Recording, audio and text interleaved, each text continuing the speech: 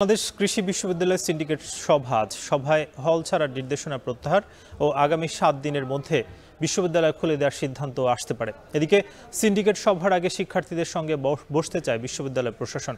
এ বিষয়ে আরও জানাতে বাংলাদেশ কৃষি বিশ্ববিদ্যালয় থেকে যুক্ত হচ্ছেন হারুনুর রশিদ। হারুন, জানাবেন যে সিন্ডিকেট সভা কখন হবে এবং সভা শুরুতে কেন দেরি হচ্ছে, কি বলছে প্রশাসন? সাকিব, আজকে যে সিন্ডিকেট সভা হওয়ার কথা ছিল সেটি কিন্তু এখনো শুরু হয়নি। তবে কখন শুরু হবে এ বিষয়ে কিন্তু এখনো কোনো সিদ্ধান্তও হয়নি।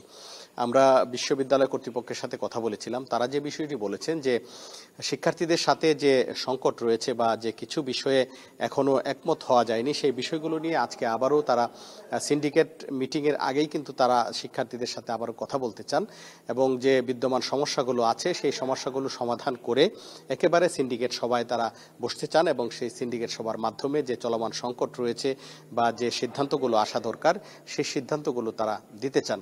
যার কারণে কিন্তু আজকের এই যে সিন্ডিকেট সভা সেটি হতে বিলম্ব হচ্ছে এবং আমরা যতটুকু জানতে পেরেছি এই সভাটি ভার্চুয়ালি অনলাইনে অনুষ্ঠিত হবে।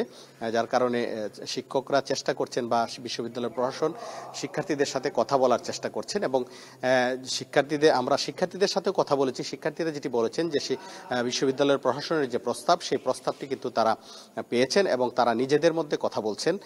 কিছুক্ষণ আগেও আমি শিক্ষার্থীদের সাথে কথা বলেছি। তারা এখন নিজেরা কথা বলছেন যে আসলে তারা যে প্রশাসনের সাথে যে বৈঠকের কথা বলা হচ্ছে সিন্ডিকেট সবার আগে সেই বৈঠকে যোগ দেবেন কিনা বা যোগ দিলে কখন দিবেন এই বিষয় নিয়ে কিন্তু শিক্ষার্থীরা নিজেরা কথা বলছেন এবং তারা সিদ্ধান্ত নিয়ে বিশ্ববিদ্যালয় প্রশাসনকে জানাবেন এবং এরপর কিন্তু আমরা যতটুকু জানতে পেরেছি যে বিশ্ববিদ্যালয় প্রশাসনের সাথে শিক্ষার্থীদের সেই বৈঠকটি অনুষ্ঠিত হবে এবং সেই বৈঠকের আলোচনার পরই কিন্তু সিন্ডিকেট সভাটি অনুষ্ঠিত হবে বলে আমরা জানতে পেরেছি। তবে আজকে শিক্ষার্থীদের যে আন্দোলন কর্মসূচি সেটি স্থগিত রয়েছে।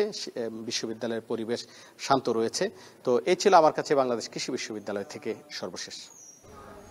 বাংলাদেশ কৃষি বিশ্ববিদ্যালয় থেকে যুক্ত ছিলেন হারুনুর রশিদ।